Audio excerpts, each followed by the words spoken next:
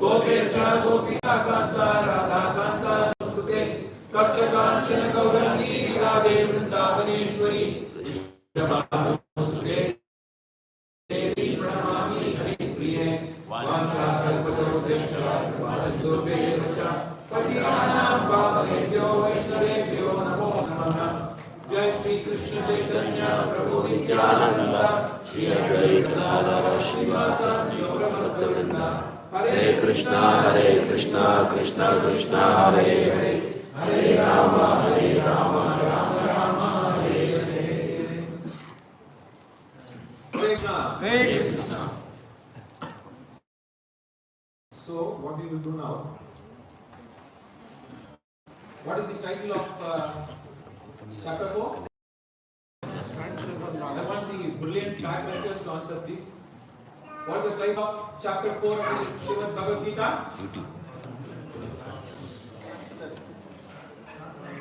Transcendental knowledge. Very good. So what we are going to do? We are going to cover the various aspects of transcendental knowledge. How many of you here who are assembled here would like to have transcendental knowledge? Raise your hand.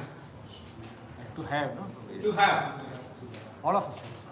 Some of you are not raising your hand. That means you don't want to have transcendental knowledge? Atindriya Gyan.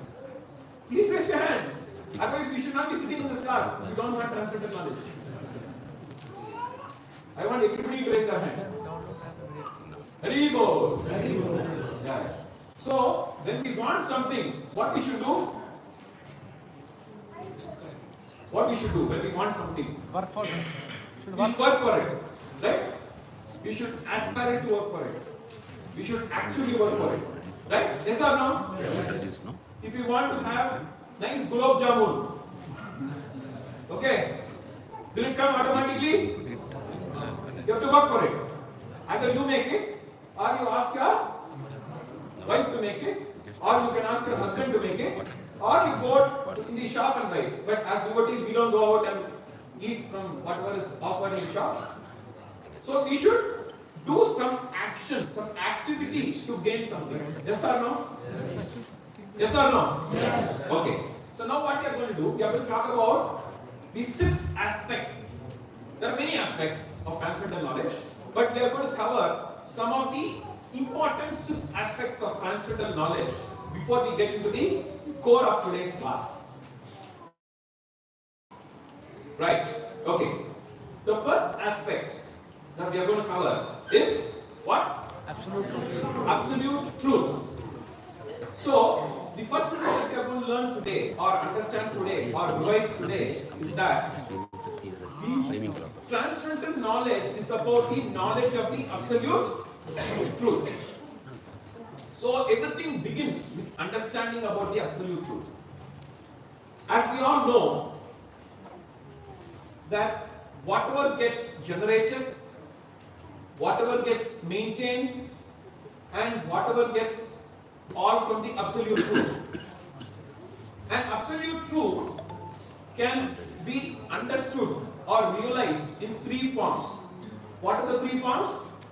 Absolute truth can be understood Brahman. from Brahman, Paramatma, and Bhagavan. The 3 aspects of absolute truth.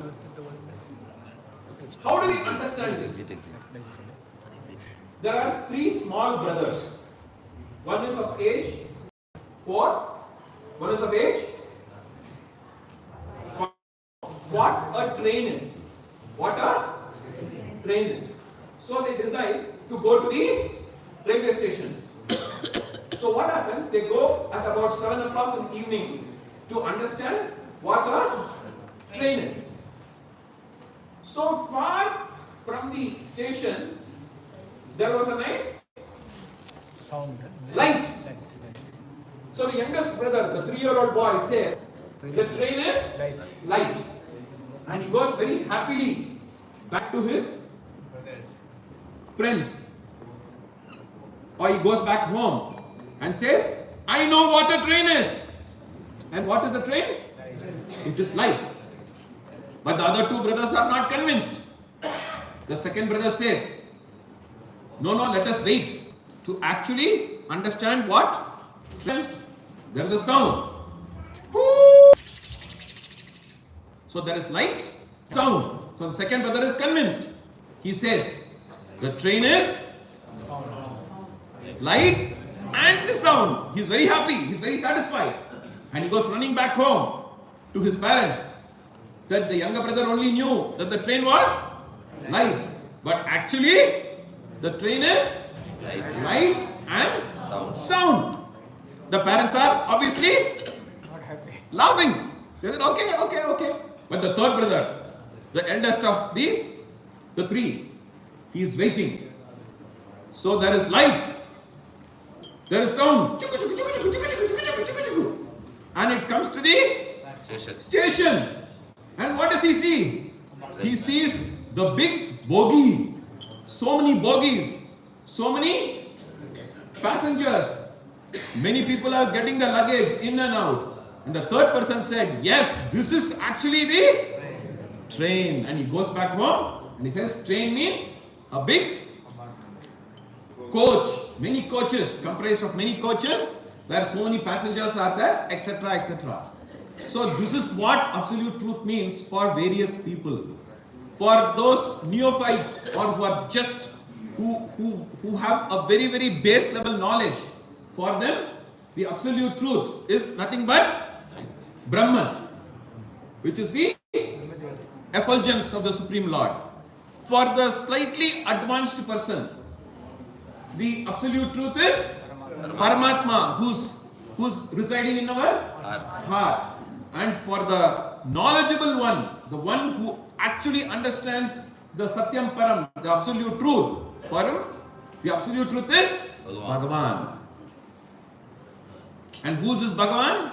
The one who has got all the six opulence in abundance. He is full of strength, he is full of beauty, he is full of knowledge, he is full of wealth, he is full of fame, and he is full of renunciation. So the first aspect that we have to understand within the remit of transcendental knowledge is nothing but we have to know who is the absolute truth. And this absolute truth is Lord Sri Krishna. Lord Sri Krishna is the absolute truth. This is the first lesson that we learn. So let us recite this particular sloka. Matta parataram nanya kinchit asti dhananjaya mai sarvamitam proktam sutre mani ganaiva. O conqueror of wealth, there is no truth superior to me. Everything rests onto me as pearls are strung with thread. So there are many slokas which actually talks about the absolute truth and the potency of the absolute truth, who is Krishna himself, right? And Krishna himself declares this in various slokas in the Bhagavad Gita. Next, so remember this, at the end of the session we are going to recollect what transcendental knowledge means. So first aspect is knowing about the absolute truth. Second aspect, can you figure out what this means? This anything from this picture? Knowledge about the soul and the body. The first lesson that we learn within the remit of transcendental knowledge is we are not this body. But who are we? We are the spirit soul. And the second chapter of the Bhagavad Gita, what is the title of the second chapter of the Bhagavad Gita? Contents of the Gita summarized. So in the second chapter of the Bhagavad Gita, it talks about the importance of being in the soul platform. Because most of us here are in the bodily platform. And when we are in the bodily platform, we are going to be entrapped, we are going to be conditioned, and we cannot get out of this Janma Mrityu Jara Vyadi. Why? Because only for the body there is Janma Mrityu Jara Vyadi. Yes or no? So we have to be in the soul platform for us to progress in Krishna consciousness. So the second aspect of transcendental knowledge is to understand the soul and the body. So there are various characteristics of the soul which is mentioned in the chapter 2 of the Bhagavad Gita. One important sloka that we can recite now. Na jayate mriyate va kadachin नायं भूत्वा भविता वाना भूयः अजो नित्यः शाश्वतो अयं पुराणो न हन्यते हन्यमाने शरीरे. So we have to understand from this sloka that there is no birth and there is no death for the soul, right? And the soul is eternal. It has not come into being, will not come into being, and it has not come into being, not come into existence, and it is unborn. Ajaha. Ajaha means it is unborn. Then it is eternal. It is everlasting. These are some of the characteristics of the soul. And the soul is not slain when the body is slain. So this is the second aspect of transcendental knowledge. Third aspect of transcendental knowledge. What is this? Three modes of material nature. So the third knowledge about transcendental knowledge, the third aspect of the transcendental knowledge is we have to understand what is material nature. When we talk about soul, what happens? Is everybody with me? Yes. Haribol, can we? I think Mataji, can you come forward, please? I think there's a lot of crowding that's happening there. If you can come forward, please. Okay, the third aspect is material nature. When we talk about soul, what happens? People might challenge that we cannot see soul, so we don't believe that there is soul. Can we see our brain? So just because we cannot see our brain doesn't mean that we don't have brain. It is the logic is like that, right? But the material nature is something that we can connect to because there are physical elements. So we have to understand there is para prakriti and apara prakriti. Para prakriti is superior, which is the jivas. Apara prakriti is the inferior prakriti, which comprises of what? Water, air, sky, mind, fire, intelligence and false ego. So we have to understand this and how our activities are governed by the three modes of material nature, which is mode of goodness, mode of passion and mode of ignorance. So let us recite this beautiful sloka. Devi hi esa gunamayi mama maya duratyaya mame vaye prapatyante mayam etam tarantite. So Lord Krishna says that the divine energy of mind consisting of the three modes of material nature is difficult to overcome. But those who have surrendered unto me can easily cross beyond it. So first, what have we seen? The first aspect of transcendental knowledge is what? Absolute truth. Second aspect of transcendental knowledge is knowledge about the soul and body. Third aspect of transcendental knowledge is the knowledge about the material nature. Fourth one. Any guesses? Knowledge about what? Knowledge about devotional service, which we do all the time, right? Or at least we try to do all the time. Transcendental knowledge on the devotional service means one's tendency to be fully engaged in Krishna consciousness, serving the Lord favorably. Why the word favorable is mentioned here? Even Kamsa was thinking about Krishna 24/7, but he was thinking unfavorably. Yashoda Mata is thinking of Krishna 24/7. How? Anukul, favorably. So, consciousness has to be favorable towards understanding the Supreme Lord as to how to serve Him nicely, how to please Him nicely. Right? Serving and pleasing are the two important ingredients for devotional service. And Krishna says in Bhagavad Gita that He can be understood only by Bhaktyama Abhijanati, through the process of devotional service. And He has to reveal Himself. He has to reveal Himself. So, let's recite this sloka. Bhaktyastva ananyaya shakya ahameva vidorjuna Yatum drishtum cha tatvena praveshtim cha parantapa Oh dear Arjun, only by undivided devotional service can I be understood as I am standing before you, and can thus be seen directly. Only in this way you can enter into the mysteries of my understanding. Krishna was present both in the front of Pandavas and in front of Kauravas. What did Kauravas feel about Krishna? That he is an ordinary personality. What did Pandavas feel about Krishna? That he is a supreme personality of Godhead. So Krishna says, Ye yatamam prapatyante tam tadaiva bhajamyaham ama vartamanu vartante manushya partha sarvajasa. Depending on the level of surrender, Krishna reciprocates. So that is what Krishna's he's giving us this assurance. So here we see that through the process of bhakti we can actually understand Krishna because we become qualified. Qualification is very, very important for us to go back to Goloka Vrindavan. Okay. Fifth aspect. What is this? Any guesses? Spiritual master. Hari Bol. Who is that? Divine grace. His divine grace? Bhakti Siddhanta. Bhakti Siddhanta Saraswati. And who is the one who is having a thick mustache? Srila Prabhupada. Srila Prabhupada. Srila Prabhupada ki. Jai. So what does it indicate?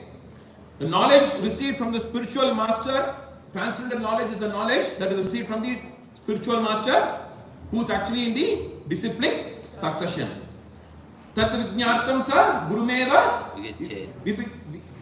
abhigacchate, right? Yes. Abhigacchate samitpranihi srotriyam brahmanishtam. The one who is actually realized in brahmanishtam, who is actually devoted to the absolute truth. So with that personality, if we are able to get the knowledge, definitely we can understand, we can have a better understanding of the transcendental knowledge. So which is the sloka? Tatvitti pranipatena pariprashtena sevaya upadekshayanti te jnanam jnanina tattvadarshinaha. Just try to learn the truth by approaching a spiritual master, inquire from him submissively and render service unto him. The self-realized souls can impart knowledge unto you because you have seen the truth. So the spiritual master is the one who's in disciplic succession.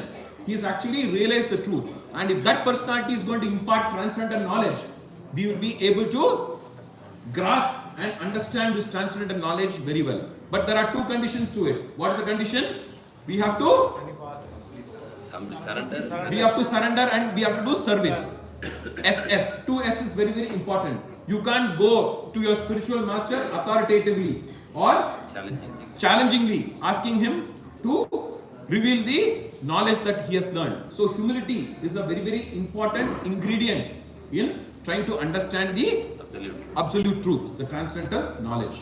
So there is a fifth one. The sixth one, the last part. What is this? Mind. Monkey. Monkey, right? Monkey or monkey? Yeah. If the man is not under the control, it will become monkey. Do you want to be monkeys? No, right? Because monkeys don't have generally any control, right? So we can't have our mind as monkey. So the sixth aspect of transcendental knowledge is to actually put theory to practice by controlling the mind. And transcendental knowledge is actually not theoretical. Can we learn swimming by reading a book? How do we learn swimming? By getting into the swimming pool.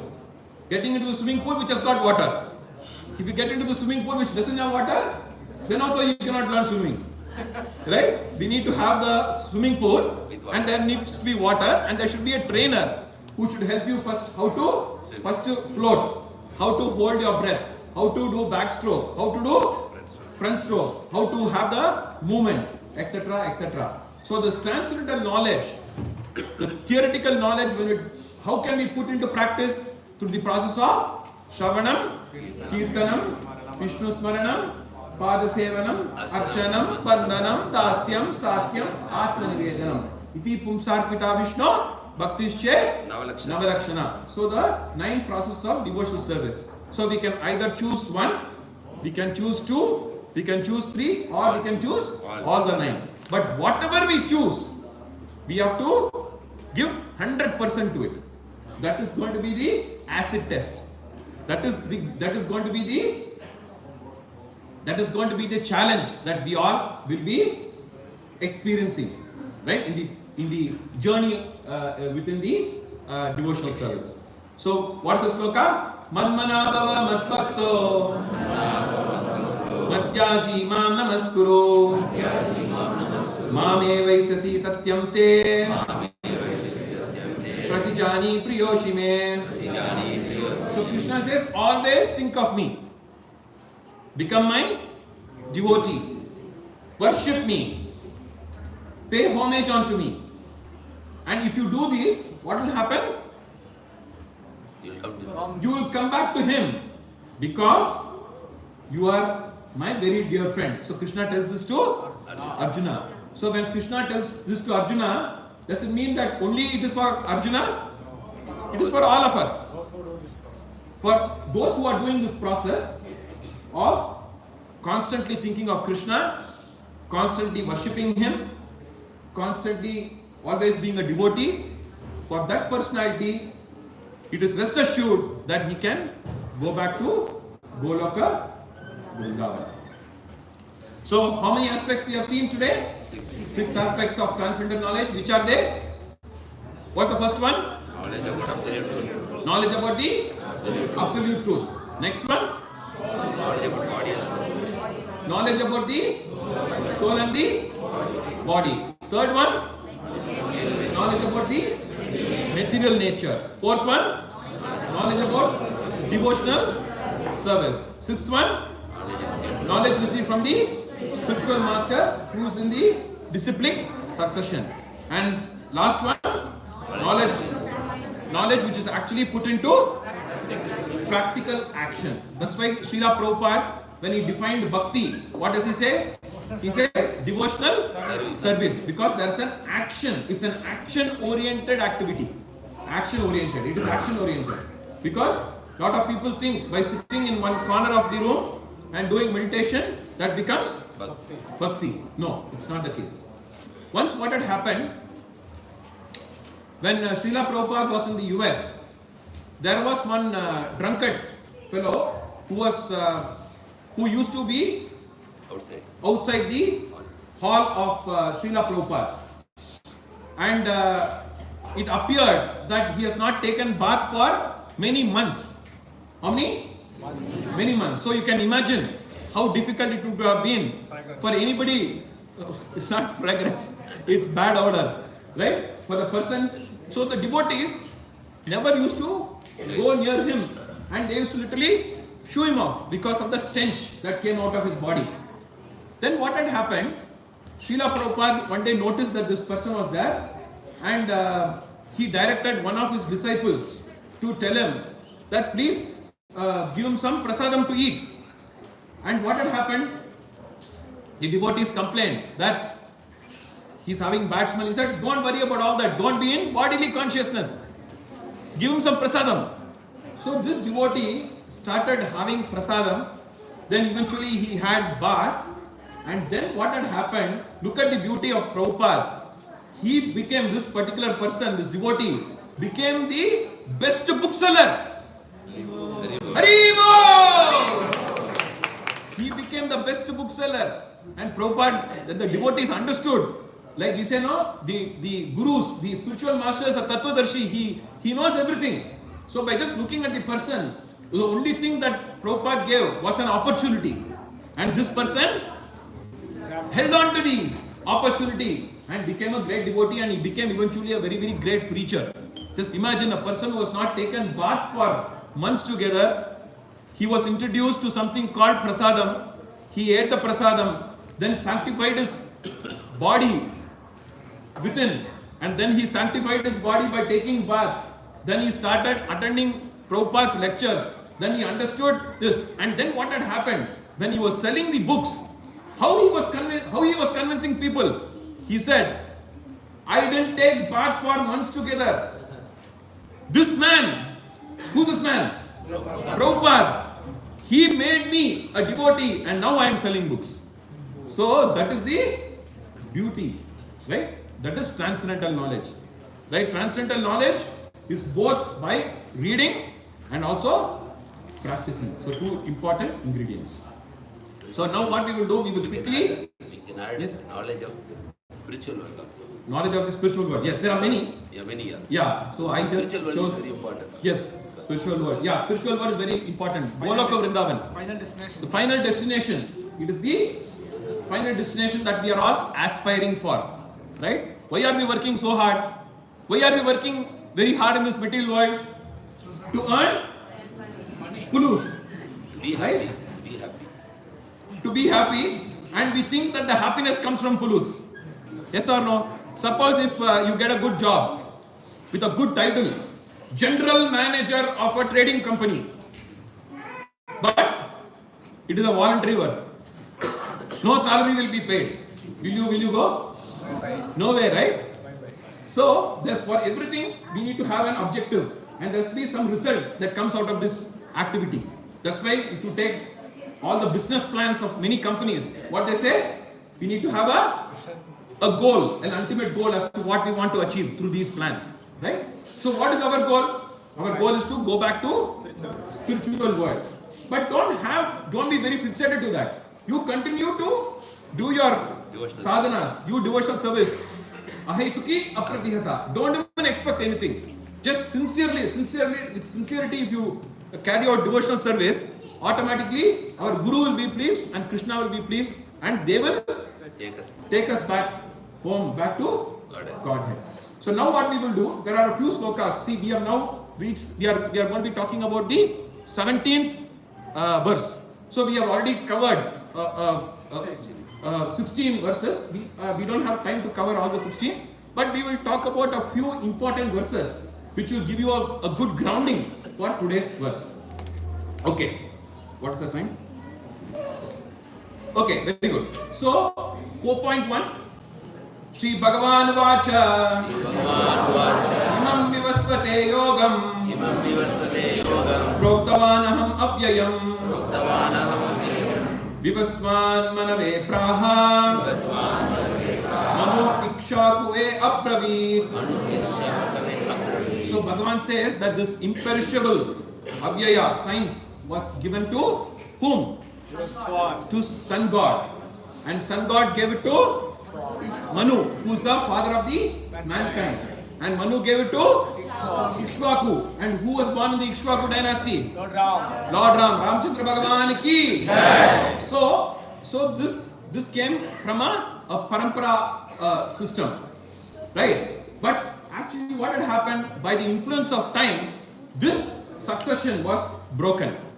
This succession was broken, and that is why Krishna decided to again, he gave this back to Arjuna. So we have to understand that Bhagavad Gita is not just 5,000 years old.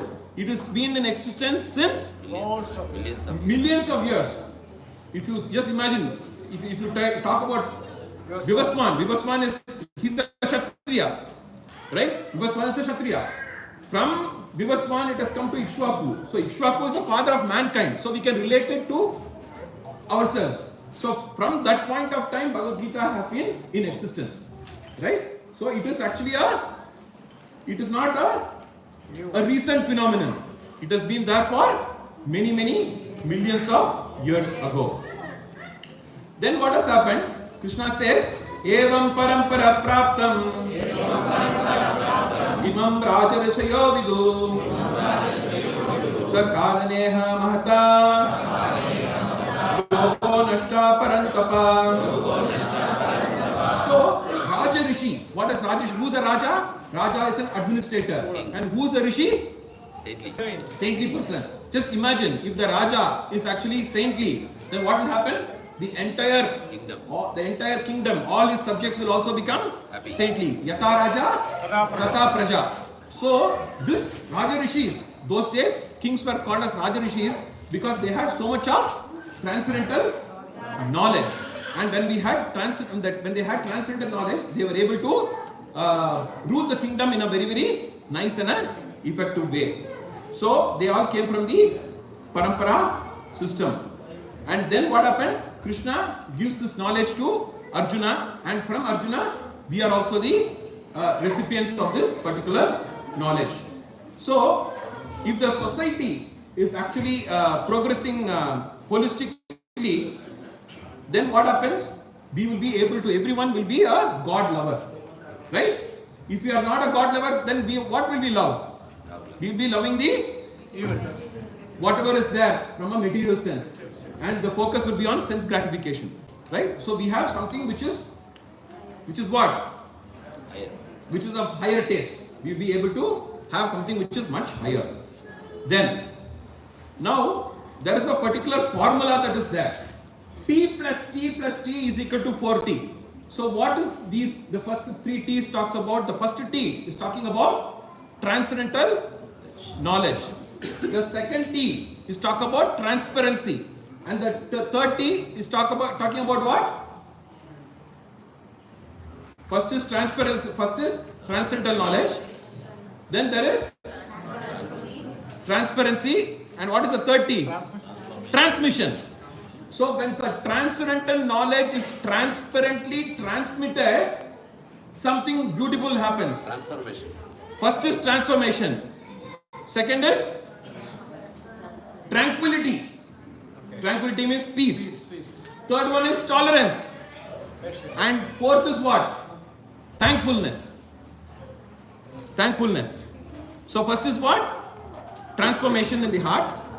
When the transcendental knowledge is transparently transmitted, what will happen? We get transformation, tranquility, tolerance, thankfulness. Right? We achieve these 4 T's. Suppose the transcendental knowledge is not transmitted transparently, there will be 4 C's. And what is the 4 C's? Concoction, confusion, commotion, cheating, and catastrophe. Catastrophe. If the transcendental knowledge is not transparently transmitted, there will be concoction. That's what we see. Srila Prabhupada says there are many versions of the Bhagavad Gita, but which is the most best-selling version? Bhagavad Gita as it is. Haribol! So, because Srila Prabhupada has not omitted anything, the essence of Bhagavad Gita. When the transcendental knowledge is not transmitted transparently, there is concoction, there is confusion, there is commotion, and there is catastrophe. So this is something that you have to understand. That is the reason why Krishna again had to come to Arjuna and to re-establish the transcendental knowledge that has appeared to be lost. Then, so in the third verse, if you see, this knowledge has been given to Arjuna because of Bhaktosi me Saka Cheti. Because why? devotee. Krishna gives this beautiful transcendental knowledge to Arjuna because Arjuna is a friend as well as devotee. There are 2 kinds of people who are there. One is the demoniac people and one is the divine people. The divine people are the one who are always favoring Krishna. The demoniac people who are always opposing Krishna. So you need to have an eligibility, and Arjuna was one such eligible person. And if we have the same mindset of Arjun, then what happens? We will also be able to grasp the transcendental knowledge in a very nice manner. Then Arjuna Vacha Aparam Bhavato Janma Param Janma Vivashvataha Katam Etat Vijnanyam Tvam Adau Proktavaniti. So now what has happened? Krishna is saying, I imparted this knowledge to whom? To Vivaswan. Now Arjuna is asking a very pertinent question. He says, not with the mind of challenging Krishna. He says, Krishna, you said you have given this knowledge to whom? To Surya Dev, who was very much elder to you, but you are a very young person. So how is that? He's asking this particular question. So Arjuna wanted Krishna himself to reveal the truth. He was not asking this question in a challenging way, so that everybody can understand. For which Bhagavan is replying. He says, for many births, you and I have appeared. But the only different thing, what is the different thing? I can remember everything, but you cannot remember anything of the past. Advaitam achyutam anadiman antarupam adyam puranam purusham navanavayam evanam cha vedeshu dullabha ati dullabha atma bhakto govindam adi purusham tamaham bhajami. Advaitam achyutam anadim anantarupam. So Krishna has got so many forms, but he is able to remember everything. But we are all able to remember. We don't even remember what we had for breakfast. Today, of course, Ekadasi, nothing. Yesterday, how many of you remember what we had for breakfast? What do you had for breakfast? You raised your hand. What do you have for breakfast? Yes. Appam. Oh, very good. You didn't call me. What type of? What type of appam you had?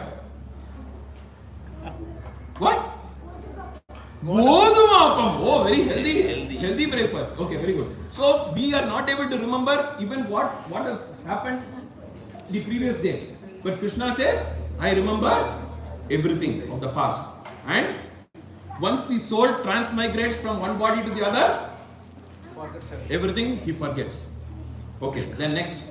Then 4.7 and 4.8, very, very important slokas.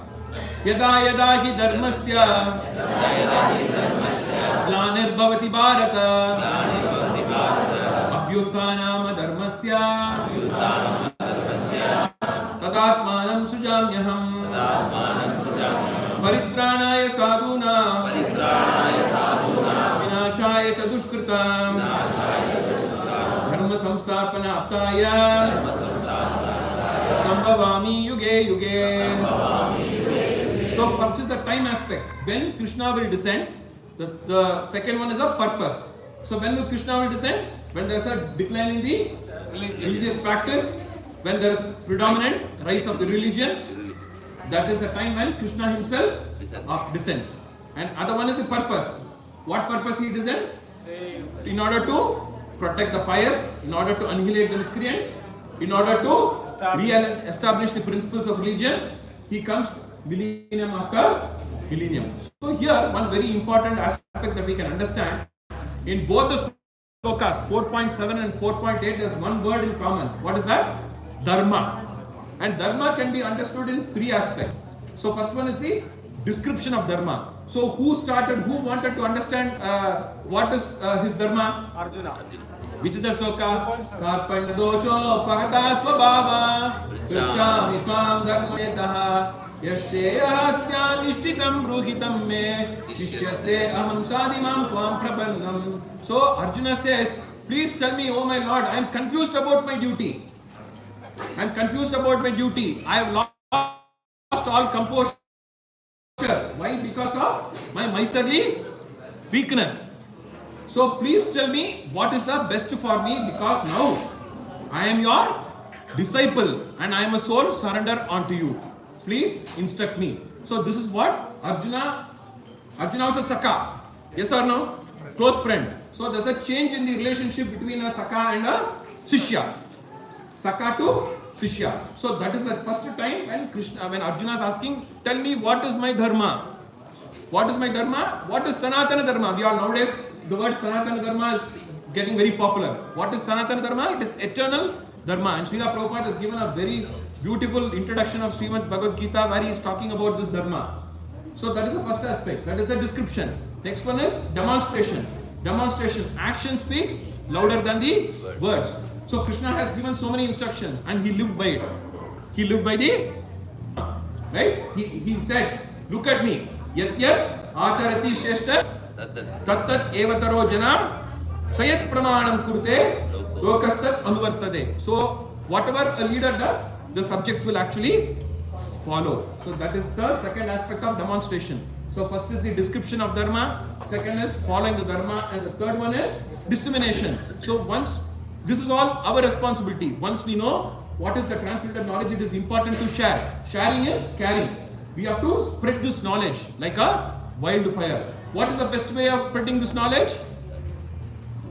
Book distribution. Hari Bol! We have just concluded the book distribution. It is very important to distribute books. That is the only way that we can sustain the Sanatana Dharma.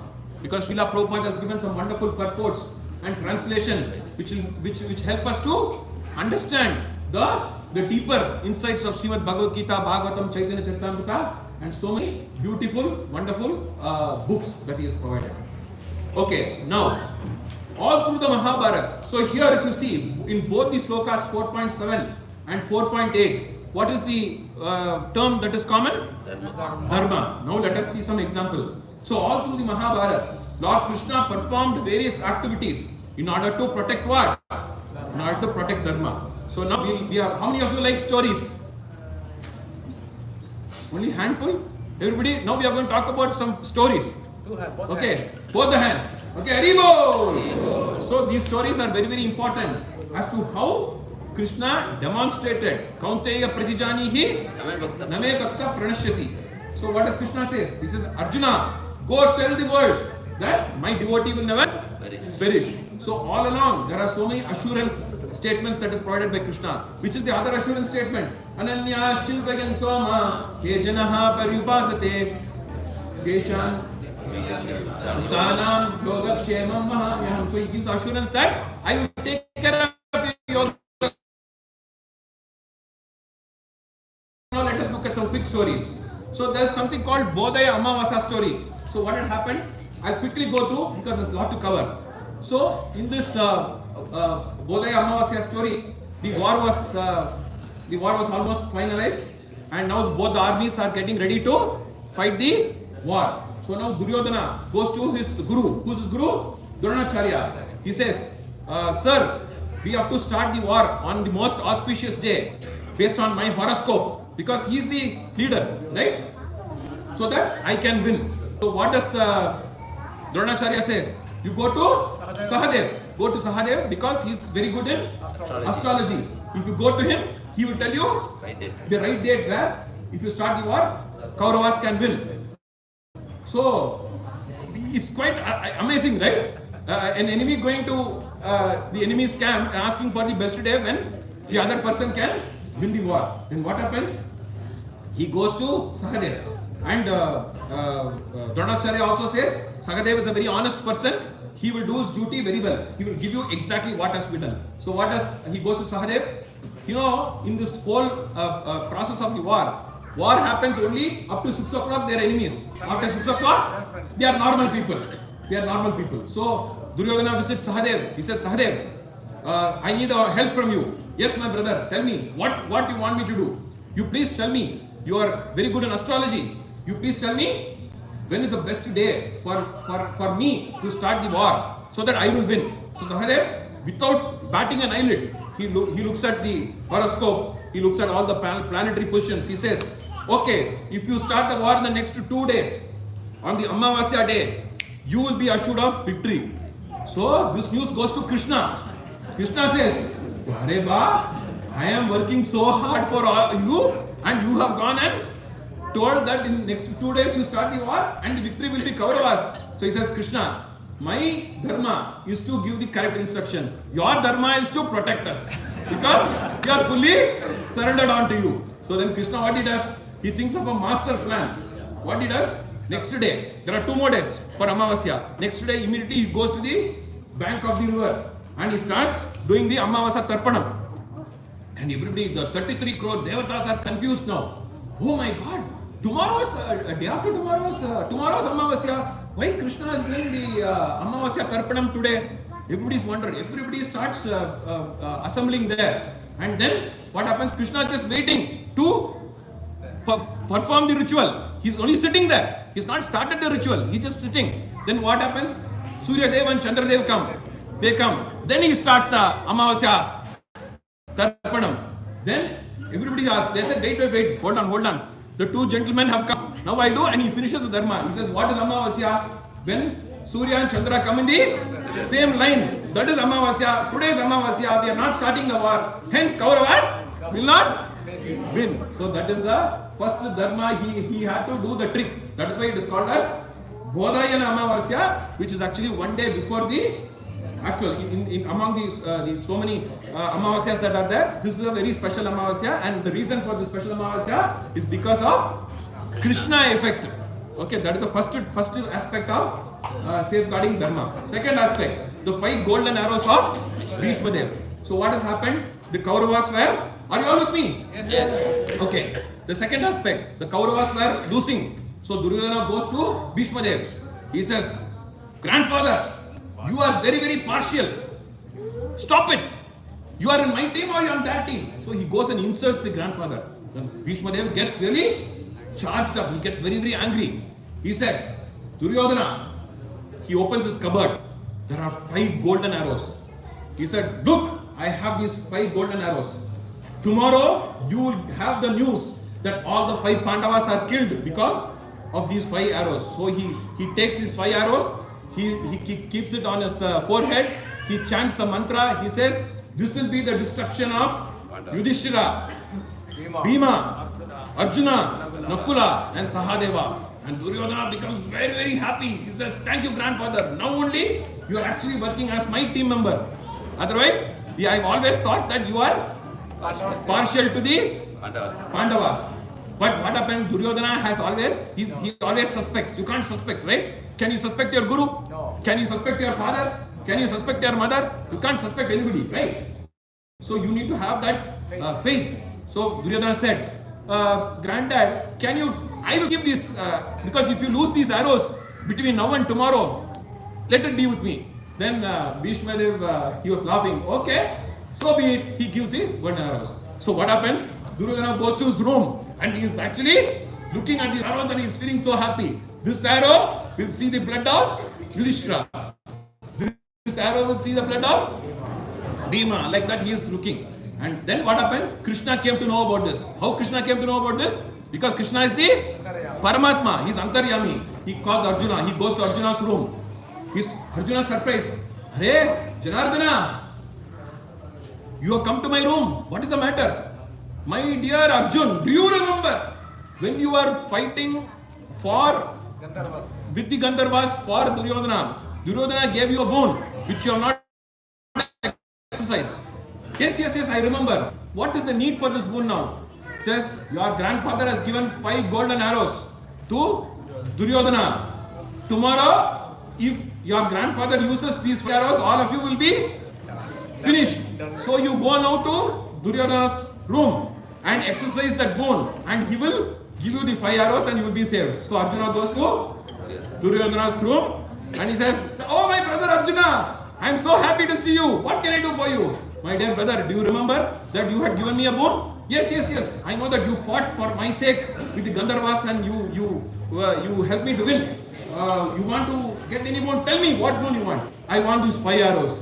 Oh my goodness!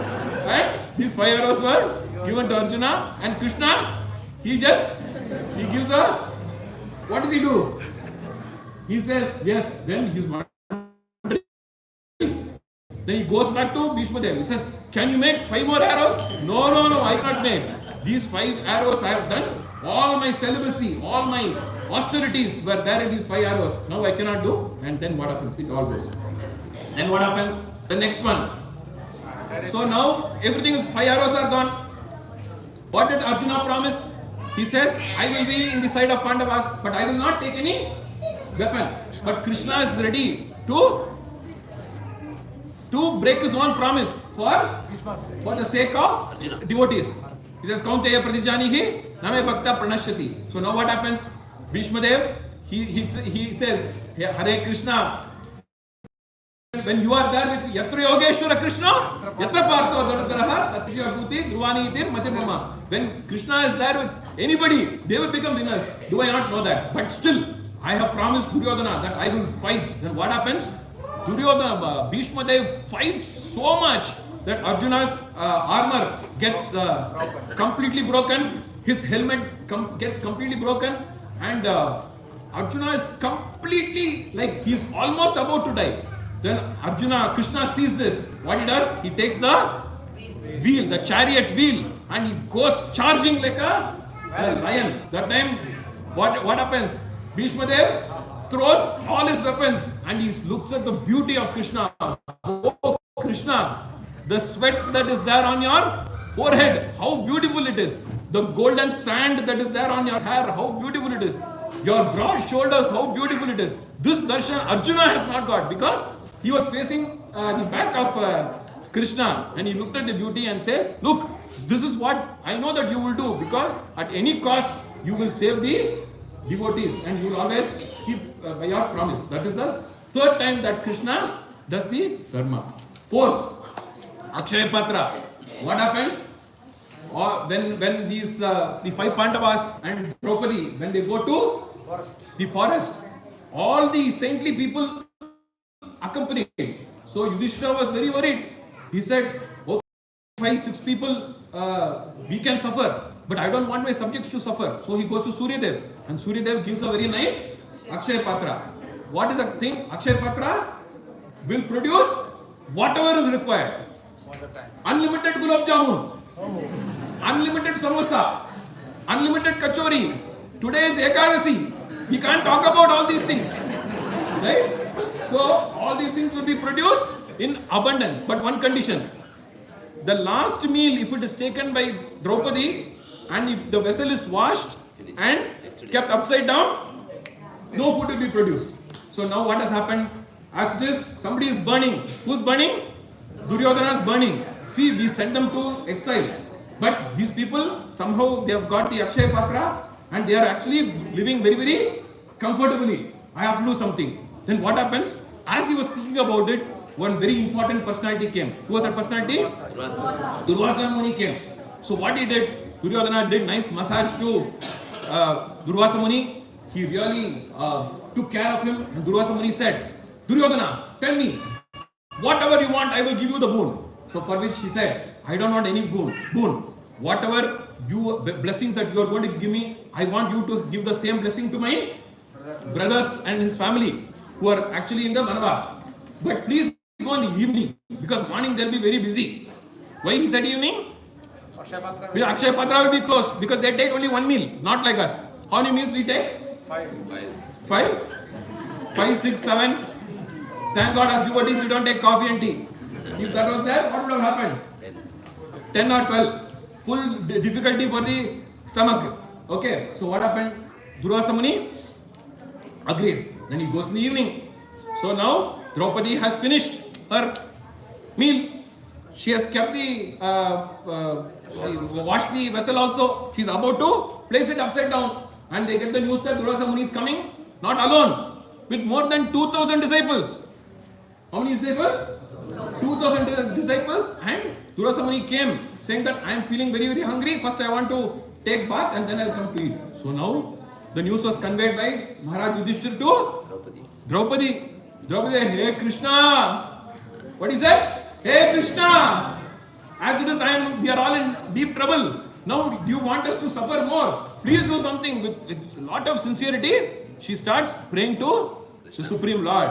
Ta-dang, ta-dang. Suddenly Krishna comes.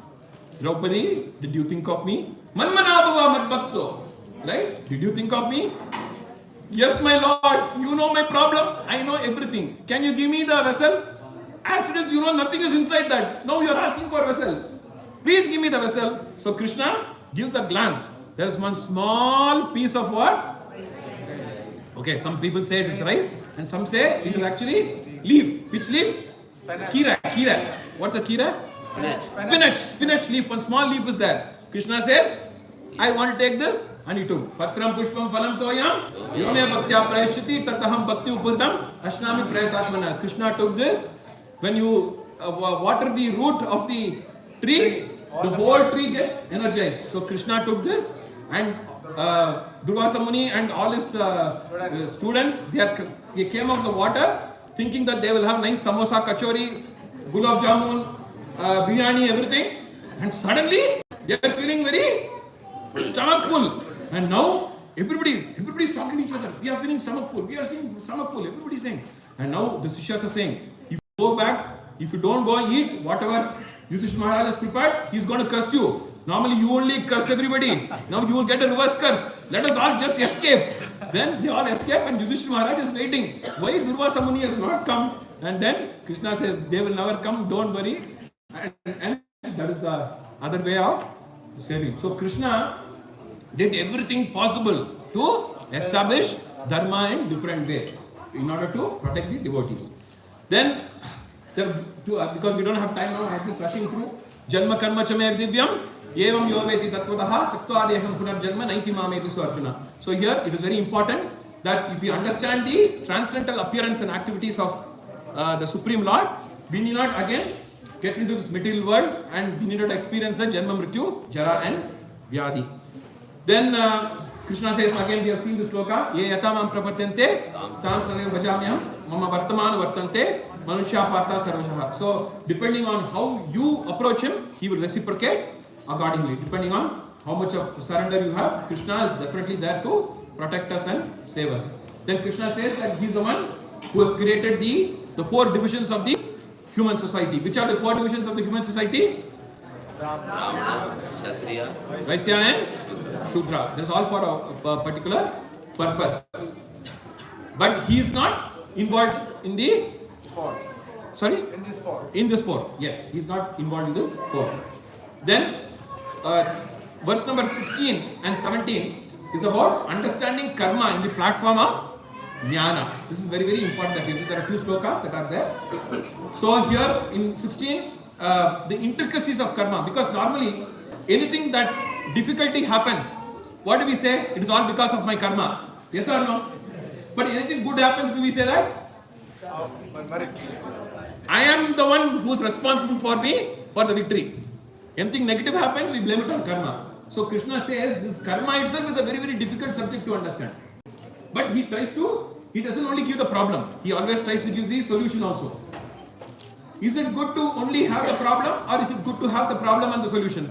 It is very important to have the solution, right? So Krishna here he says that the intricacies of karma are very difficult to understand. Even the wise get bewildered. So which means even the most intelligent person gets very bewildered. So here there is a concept of action, inaction and forbidden action. So here 417.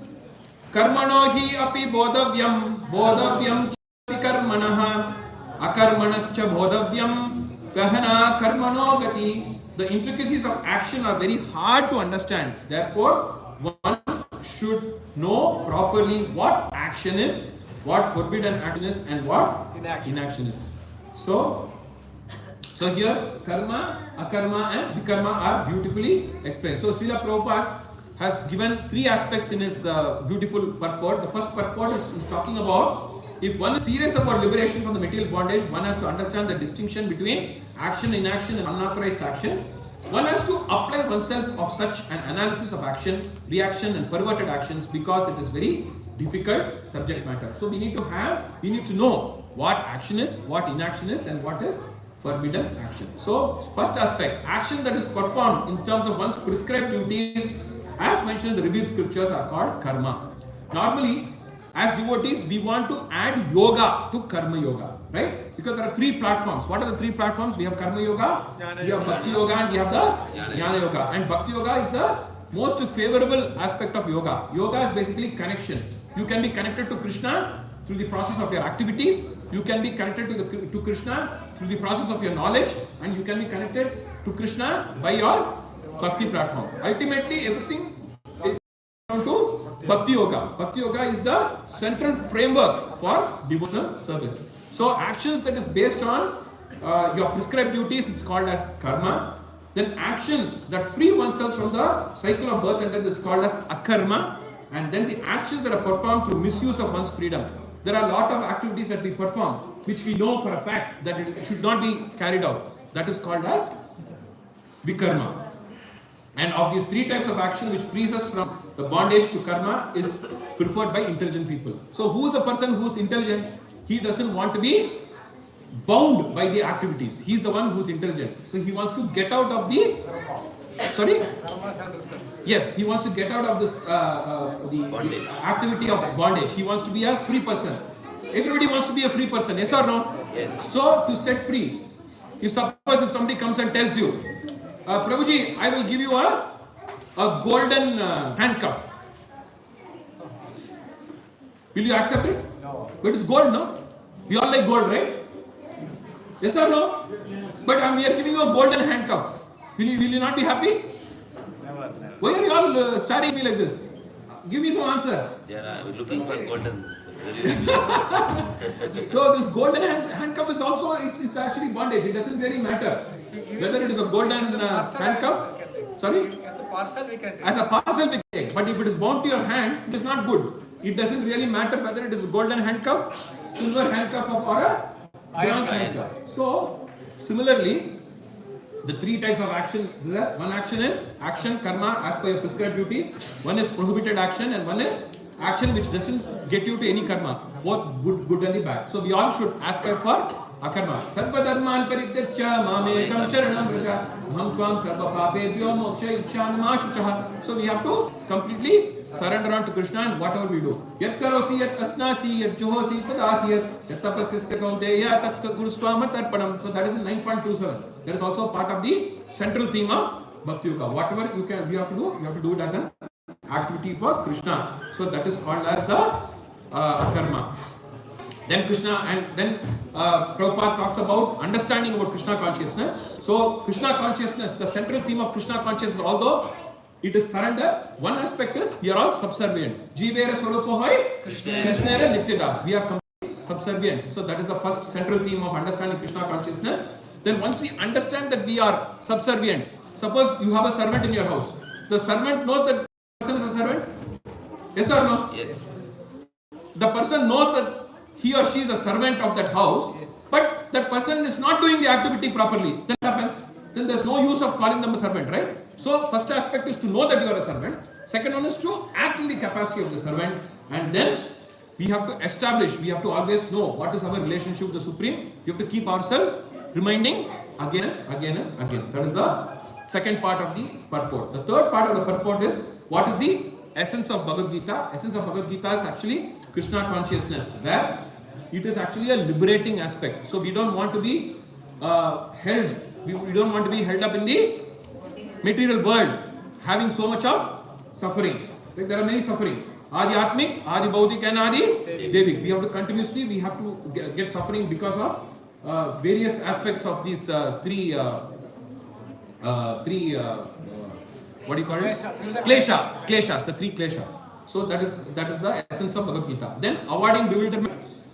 So again it talks about intelligence. Again and again we talk about intelligence because intelligence is the topmost, right? Which will help you to make a discrimination between what is good and what is bad. Then we have to learn the secret of Krishna consciousness, and the secret of Krishna consciousness can be learned through the blessing of our spiritual master, which we have already seen. Tadvidhi pranipatena hari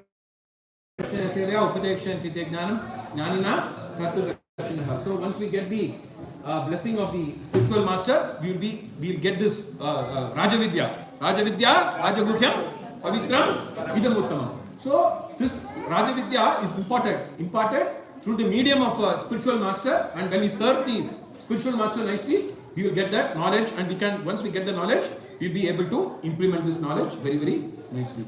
So today is what? What day? Friday. Today is Friday. Today is Vaikuntha Ekadasi. This is Lord Balaji's darshan, and this is Lord Ranganatha's darshan, both in Tirupati as well as in Ranganath Swami temple. Vaikuntha Ekadasi. You don't have space even for a needle. Millions of people come to take darshan of Lord Balaji and Lord Ranganath Swami, and Radha Govinda is dressed like whom? He is dressed like Lord. He is Balaji, of course. He is Govinda. So there is a beautiful darshan shringar of Radharani and Lord Krishna. Perumal and Andal. Who's Andal? She is one of the Alvars. She is Bhuma Devi. Who's fond of Lord Rangamannar, who was given the Tirupavai, the beautiful poem about Lord Krishna, which is sung in the Margazhi month. Right? Always forget Krishna. Always remember Krishna and never forget Krishna. All glories to Guru Gauranga. All glories to Srila Prabhupada. Thank you very much. Hare Krishna. Any questions? Any questions? Any comments? Any inputs? Devotees have any questions? There is a very extensive subject Prabhuji covered from the Bhagavad Gita 4th chapter from beginning and covered up to the 17th verse, explaining many aspects of this transcendental knowledge. So with the related shlokas. Do you have any questions, comments on today's discussion? Everybody is tired, fasting. Nice. Lot of sleepy faces. They are already in transcendental platform. Any questions? No questions means Everything is understood. everything is clearly confused. Yes, Prabhuji, Hari Bol. Hare Krishna. Thank you for your wonderful class. Hari Bol. Srila Prabhupada ki. Even sometimes we are struggling for learning the class from one scholar here covered in many. I don't know whether I did justice, but I don't know. Thank you for that. Hare Krishna. And you have explained that Krishna made many things to keep Dharma. Yes. Especially in Kerala, when we are saying, you are saying something about Krishna, without understanding, your Krishna is almost biased. Biased because he is always favoring Pandavas. Why you said it? Okay, very nice question. How we can... Yeah, nice question. Actually, when Krishna says Paritranaya sadhuna vinashaya cha dushkritam, this vinashaya cha dushkritam is also something good for that person. When Krishna kills these miscreants, that is good for two reasons. One is Krishna kills them and they go back to Krishna. They are liberated. The second aspect is they will not perform more impious activities. They will not perform more impious activities. So that is the reason he is not partial. Krishna is Sama. He is having Samoham Sarva Bhuteshu. So he is not impartial that way. So even the punishment is actually a form of blessing only. That is the individual who is going away from Krishna. Exactly. Not that Krishna is moving away from that. Exactly. So we have seen even in the case of Nalakuvera and Manigriva, when Narada Muni cursed, actually it's not a curse, it's actually a benediction for two reasons. One is these Yamalarjuna trees. They got to see the beautiful pastimes of Krishna, and when Krishna touched them, both of them they got liberated. So in a way, from a material sense, it might appear to be as if Krishna is not favoring them and he is biased, but actually he is actually not biased. So that is how we have to understand more from a scriptural sense.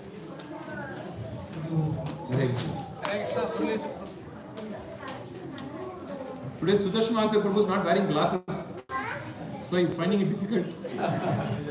Yes. Hare Krishna. Hare Krishna. Hare Krishna, Prabhu. So such people can ask, there are robbers, thieves and police, protectors, servants in the society. Consider them equal? Why won't they consider before asking this question? So sometimes answer of a question can be another question. Yes. They can be stay convinced. And it is said that once if somebody is sent to jail, that is for what? Purification. Betterment. For betterment. But people are so habituated to go to the jail often, they keep performing the same mistakes again and again. So that is why Mother Durga, she is the jailer. She wants the people to take the opportunity to rectify when you are in the jail, because this whole material world is actually a jail. So we have to speed up the rectification process and go back to your motherland, which is Goloka Vrindavan.